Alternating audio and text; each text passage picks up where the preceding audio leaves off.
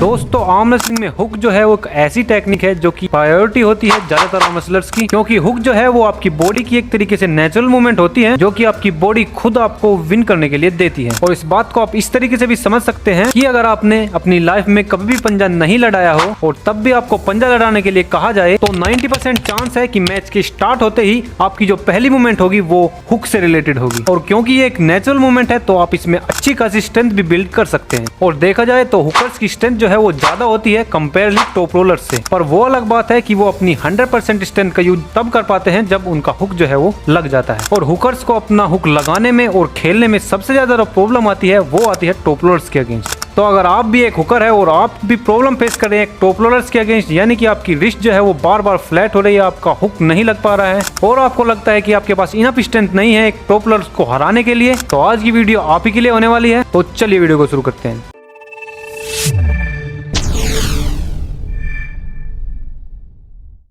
तो स्वागत है दोस्तों आपका आपके आर यूपी चैनल पर। मेरा नाम है नवीन और यह मेरा भाई संजू। तो दोस्तों हुक को टॉप रोल के अगेंस्ट अच्छे से यूज करने के लिए या फिर किसी भी मूव को अच्छे से यूज करने के लिए आपको ये समझना होगा कि एक आर्म रेसलिंग मैच कितने लेवल्स में कंप्लीट होता है और उन लेवल्स में आपको अपने मूव के अकॉर्डिंग कौन कौन सी चीजें करनी होती हैं। तो बेसिकली एक जो आर्म रेसलिंग मैच होता है वो हम 5 लेवल में कंसिडर कर सकते हैं, यानी कि एक आर्म रेसलिंग मैच के स्टार्ट होने से पहले और फिनिश होने तक उसमें आप 5 लेवल को कंसिडर कर सकते हैं, जिसमें सबसे पहला लेवल है आपका स्टांस, यानी कि मैच के शुरू होने से पहले आप किस तरीके से टेबल पर खड़े होते हैं जिससे आपको अच्छे से ग्रिप मिल पाए, अच्छे से आप फोर्स लगा पाए, वो बहुत ज्यादा इंपॉर्टेंट है। नंबर 2 आपकी ग्रिपिंग, यानी कि मैच स्टार्ट होने से पहले आप किस तरीके से अपने अपोनेंट के साथ ग्रिपिंग करते हैं, क्या क्या उसमें फेरबदल कर सकते हैं ताकि आप अच्छे से अपने मूव को लगा पाएं और अपनी फुल स्ट्रेंथ का यूज कर पाएं। उसके बाद नंबर 3 लेवल आता है आपका स्टार्टिंग, यानी कि मैच के जस्ट स्टार्ट होते ही आपको किस तरीके से फोर्स लगाना है, किन चीजों पर फोकस करना है, किस चीज पर पहले अटैक करना है वगैरह वगैरह, ताकि आपका आगे का गेम अच्छा जाए। उसके बाद आपका चौथा जो लेवल आता है वो आता है ड्यूरिंग द मैच,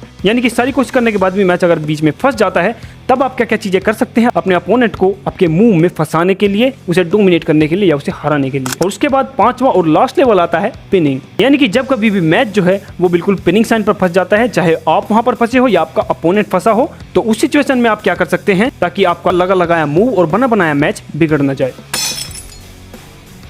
तो दोस्तों अलग अलग मूव को यूज करने के लिए आपका जो बॉडी का स्टांस है वो भी अलग अलग होता है, और हुक के लिए आपका जो स्टांस होना चाहिए वो कुछ इस तरीके से होना चाहिए। तो हुक के स्टांस के लिए सबसे मेन और सबसे पहली चीज जो है वो है आपका शोल्डर, यानी कि आपका जो शोल्डर जो है वो आपके हाथ के पॉसिबली जितना भी हो सकता है वो नजदीक होना चाहिए ताकि आपका एंगल स्ट्रॉन्ग पोजीशन में रहे और फोर्स लगाते वक्त आपका एंगल जो है वो आगे जाके कमजोर ना पड़े। उसके बाद बात करें आपकी एल्बो की, वो थोड़ा सा डिपेंड करता है आपके हुक के स्टाइल पर, यानी कि अगर आप एक सुपिनेटेड हुकर हैं, यानी कि अगर आप अपना हुक सुपिनेट करके लगाते हैं कुछ इस तरीके से, तो आप अपनी एल्बो जो है वो पैड के बीच में रख सकते हैं ताकि मैच शुरू हो अपनी सुपिनेशन का यूज करते वक्त आप अपनी एल्बो जो है वो आगे की ओर ड्रैग कर पाएं। तो आपकी शोल्डर पोजीशन हो गई, आपकी एल्बो पोजीशन हो गई। इसके अलावा आपका जो बॉडी वेट है, आपकी जो टोटल अपर बॉडी है, आपको कोशिश करनी है कि बिल्कुल टेबल के ज्यादा से ज्यादा ऊपर रहे, आपका वेट जो है वो ज्यादा से ज्यादा टेबल पर रहे, क्योंकि हुक जो है वो एक इनसाइड पुलिंग है, यानी कि आपकी जो सारी मूवमेंट, आपकी पावर जो है वो सारी अंदर की ओर लगनी है, तो आपका बॉडी वेट भी जो है वो टेबल पर अंदर की ओर होना चाहिए। इसके अलावा अगर आप एक हाई हुकर हैं तो आप अपनी एल्बो की पोजीशन जो है वो बिल्कुल अपने राइट कॉर्नर पर या फिर जिस हाथ से आप पंजा लड़ा रहे हैं उस कॉर्नर पर और एल्बो पैड के बिल्कुल आगे एज पर रखनी है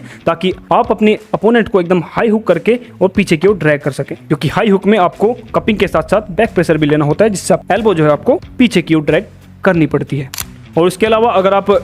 सुपिनेशन वगैरह या फिर प्रेसिंग स्टाइल हुक खेलते हैं तो आप अपनी जो लेग है, जिस हाथ से आप पंजा लड़ा रहे हैं उस साइड की लेग आप टेबल के पिछली साइड वाले जो है लेग पर लगा सकते हैं ताकि आपको वो फोर्स अप्लाई करने में, बॉडी वेट डालने में आपकी ज़्यादा मदद करे। इन सब चीज़ों के अलावा एक और इम्पोर्टेंट चीज़ कि हुक खेलते वक्त आपका जो शोल्डर है वो नज़दीक होने के साथ साथ आपके हाथ के बिल्कुल अलाइन नहीं होना चाहिए, वो थोड़ा सा इस साइड होना चाहिए ताकि आपका जो साइड प्रेशर है और आपकी कपिंग वगैरह जो है वो ज़्यादा अच्छे से काम करे, यानी कि आपकी रिस्ट और आपका जो शोल्डर है वो पैरेलल होने के बजाय डायगोनली कुछ इस तरीके से होना चाहिए। तो आपको कोशिश करनी है आपका शोल्डर आपके हाथ से थोड़ा सा इस साइड रहे। और इसके बाद आता है आपका बहुत ही ज़्यादा इंपॉर्टेंट पॉइंट, यानी कि आपकी ग्रिपिंग।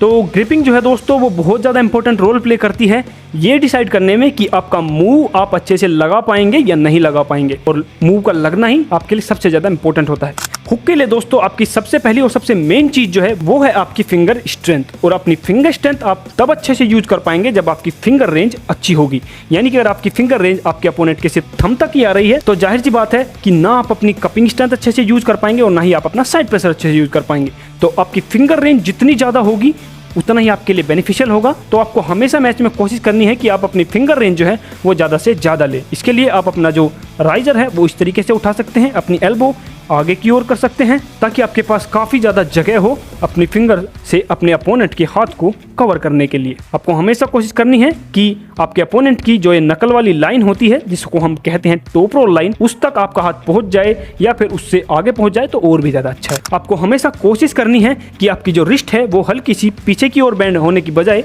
आगे की ओर बेंड रहे। अगर आप सुपिनेशन हुक खेलते हैं तो उसी के साथ साथ आपकी रिस्ट हल्की सी सुपिनेट रहे इस तरीके से, ताकि मैच के स्टार्ट होते ही आपके हाथ को सुपिनेट होने में और अपनी बेस्ट पोजीशन आने में या फिर अपोनेंट की रिस्ट को कप करने में और अपनी एकदम स्ट्रॉन्ग पोजीशन आने में ज़्यादा टाइम ना लगे। तो इन चीज़ों के अलावा अगर आप एक सुपिनेट हुकर हैं यानी कि आप सुपिनेशन से अटैक करते हैं अपने अपोनेंट की रिस्ट पर, तो जाहिर सी बात है आपके पास सुपिनेशन के लिए जगह होनी चाहिए। उसके लिए अपने फिंगर से अपने अपोनेंट के हाथ को अच्छे से कवर करने के साथ साथ आपको कोशिश करनी है कि आप अपने अपोनेंट की रिस्ट और अपनी फिंगर के बीच में जो ये गैप है ये हमेशा जितनी भी पॉसिबल है वो बना कर रखें ताकि आपको अटैक करने के लिए आपके पास जगह हो और आपके अपोनेंट को आपकी फिंगर पर प्रेशर डालने में टाइम लगे। और इन सब चीज़ों के अलावा एक और चीज़ पर आप फोकस कर सकते हैं। अगर आप अपना स्टाइल जो है वो थोड़ा बहुत बदल सकते हैं, तो अगर आप अपने अपोनेंट को थोड़ा सा समझ पाते हैं या जानते हैं कि वो किस तरीके का टॉप रोल यूज करने वाला है। बेसिकली टॉप रोलर्स जो है वो दो तरीके से खेलते हैं, एक लो हैंड टॉप रोल और एक पोस्टिंग स्टाइल टॉप रोल।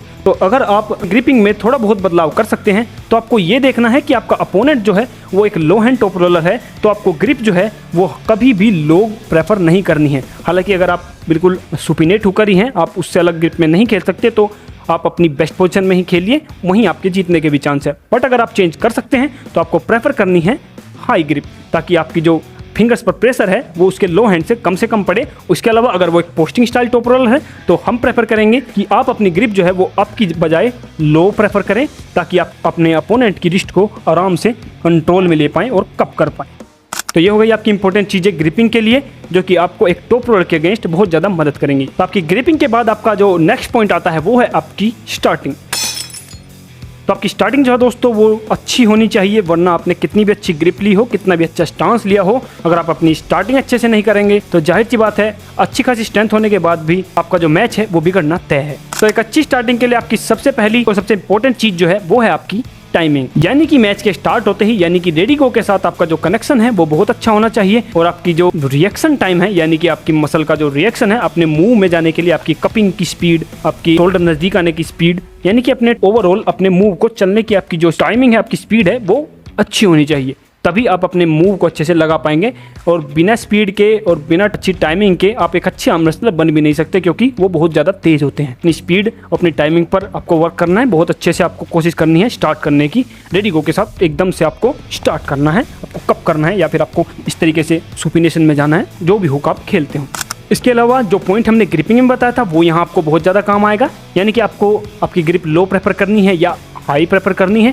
वो चीज़ आपको यहाँ पर बहुत काम आएगी क्योंकि आपको पता है कि आपको अपोनेंट जो है वो लो हैंड टॉप रोलर है। तो आपको हमेशा जो है रेडी गो के साथ आपको ऊपर की ओर कप करना है और आपको पीछे की ओर ड्रैग करना है, कुछ इस तरीके से कप करने के साथ आपको ड्रैग करना है। उसके बाद अगर आपको लगता है आपका opponent posting style top roll खेल रहा है, आपका हाथ कितनी भी आप कोशिश कर ले लो हो जा रहा है उसके सामने, तो आपको लो ग्रिप प्रेफर करनी है उसकी रिस्ट पर, एल्बो बीच में रखने के साथ साथ रेडी गो के साथ आपको एकदम से आपको आगे की ओर अटैक करना है उसकी रिस्ट पर और इस तरीके से उसको कप करना है सुपिनेशन के साथ साथ, ताकि आपका अपोनेंट जो है वो आपकी ग्रिप में, आपके मुंह में एकदम से फंस जाए। और अगर आपने अपनी स्टार्टिंग में कम से कम गलतियां की और आपकी स्टार्टिंग अच्छी रही हो, बहुत ज़्यादा चांस है कि आपका अपोनेंट जो है वो गेम में आपके फंस जाए और आप उसे आराम से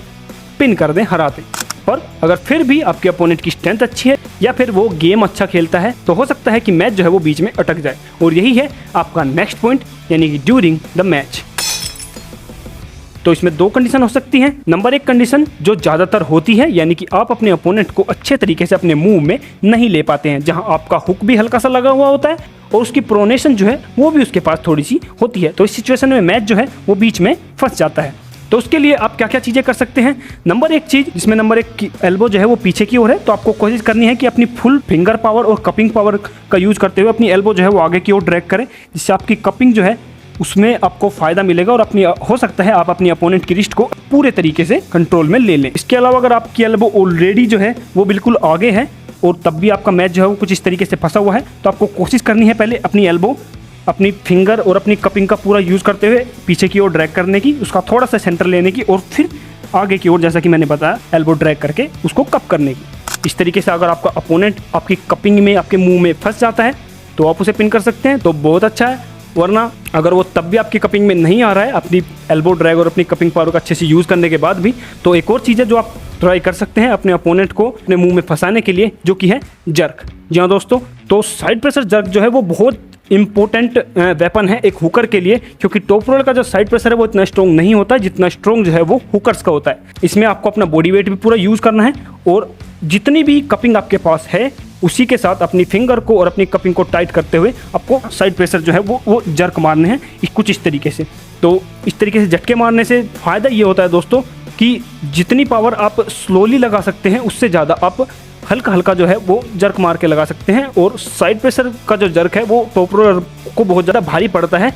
और उसमें जो टॉप रोलर की प्रोनेशन जो है वो गिव अप कर देती है धीरे धीरे कुछ इस तरीके से, और वो आपकी कपिंग में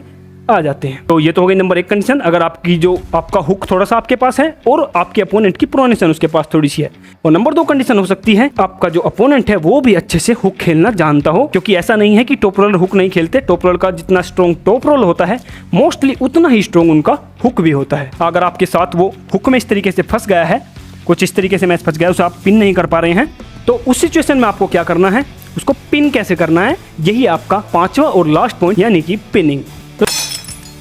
दोस्तों कभी कभी ऐसा होता है कि मैच अच्छे से स्टार्ट करने के बाद भी अपना स्टांस, अपनी ग्रिपिंग और अपनी स्टार्टिंग अच्छे से करने के बाद भी आप अपने अपोनेंट को डोमिनेट भी कर लेते हैं अच्छे तरीके से, वो मुंह में भी फंस जाता है, पर फिर भी आप उसे यहाँ पर कुछ इस तरीके से पिन नहीं कर पाते। आपको अपोनेंट जो है वो तो डिफेंसिव हुक यूज करता है या फिर वो हुक भी अच्छा खासा खेल सकता है, तो बहुत ज़्यादा चांस होते हैं कि धीरे धीरे आपका या तो स्टेमिना कम हो जाएगा, आपकी पावर कम हो जाएगी, या फिर आपका अपोनेंट वहाँ से जैसे तैसे करके वो मैच निकाल ले। तो आपको जल्दी से जल्दी कुछ करना होगा वहाँ पर। उस सिचुएशन में दोस्तों बहुत ज़रूरी हो जाता है आपके लिए मूवमेंट स्विचिंग्स। जी हाँ दोस्तों, यानी कि अगर आप हुक खेलते हैं तो ज़रूरी नहीं है कि आप सिर्फ कपिंग और साइड प्रेशर पर ही ऐसे फोकस करते रहेंगे। पूरे तरीके से मैच आपके कंट्रोल में होने के बाद भी आप उसे पिन नहीं कर पा रहे हैं, तो जाहिर सी बात है आपको अपना थोड़ा सा बैक प्रेशर और प्रोनेशन यूज़ करने की ज़रूरत है कि इस सिचुएशन में आपके अपोनेंट को साइड प्रेशर और कपिंग से ज़्यादा आपका जो बैक प्रेशर है वो डैमेज करेगा, वो उसका एंगल खोलेगा कुछ इस तरीके से। तो आपको अपना बैक प्रेशर यूज़ करना है और अपनी प्रोनेशन यूज़ करनी है कुछ इस तरीके से। आप बैक एंड फोर्थ एल्बो को ले जा सकते हैं। एल्बो ड्रैग भी बहुत ज़्यादा जरूरी है, ऐसा नहीं है कि आप यहाँ पर फंसे हैं और बस सिर्फ दबाते रहें। आपको कोशिश करनी है कि आप पीछे की ओर खींचे, प्रोनेशन यूज़ करें और साइड प्रेशर भी साथ साथ यूज़ करें, तो आप अपना अपोनेंट को पिन कर पाएंगे। यानी कि मेरे कहने का मतलब है कि आप एक ही मूव पर स्टक मत रहिए। जरूरी नहीं है कि आप टॉप रोल से ही यहाँ से मैच निकाल पाएंगे, लास्ट में जाके आप अपनी प्रोनेशन और अपना बैक प्रेशर यूज़ करके मैच निकाल ले। तो आपके पास और भी कई ज़्यादा ऑप्शन है, लाइक आप ऊपर जाके प्रेस का यूज़ कर सकते हैं। इसके अलावा अगर हो सकता है कि आपकी रिस्ट जो है वो फ्लैट हो जाए, तो उस सिचुएशन में ऐसा नहीं है कि हारना आपका डेफिनेट हो जाता है। तो उस सिचुएशन में पहले आप कोशिश कर सकते हैं ऐसे ही फ्लैट रिस्ट प्रेस की कुछ इस तरीके से, जिसमें मोस्टली मैच जो है वो स्लिप हो जाता है। उसके बाद स्ट्रैप में जो है आपको मैच मिलेगा, या फिर अगर आप ऑलरेडी स्ट्रैप में हैं और तब आपकी रिस्ट जो है वो फ्लैट हो जाती है, तो आप बहुत अच्छे से यूज़ कर सकते हैं अपनी प्रेस का अपनी रिस्ट को फ्लैट करते हुए, क्योंकि हुकर्स की जो है वो एंगल जो है वो उनकी मेन चीज़ होती है। उनकी रिस्ट जाने के बाद भी अगर उनका एंगल अच्छी पोजीशन में है तो वो यूज़ कर सकते हैं फ्लैट रिस्ट प्रेस का। तो अपने अपोनेंट को हराने के लिए, पिन करने के लिए आपको काफ़ी बार स्विच करना पड़ सकता है, मूवमेंट बदलनी पड़ सकती है। तो एक ही मुंह पर चिपके मत रहिए, मूवमेंट बदलिए, देखिए आपको किस चीज़ की ज़रूरत है, क्या चीज़ करने से आपको ज़्यादा बेनिफिट मिलेगा। यानी कि लाइक टॉप रोल की मूवमेंट यूज़ करने से, प्रेस वगैरह यूज़ करने से, या फिर कुछ और यूज़ करने से। तो ये थी दोस्तों वे चीज़ें जो आपको टॉप रोलर के अगेंस्ट एज अ हुकर बहुत ज़्यादा मदद करेंगी उन्हें हराने में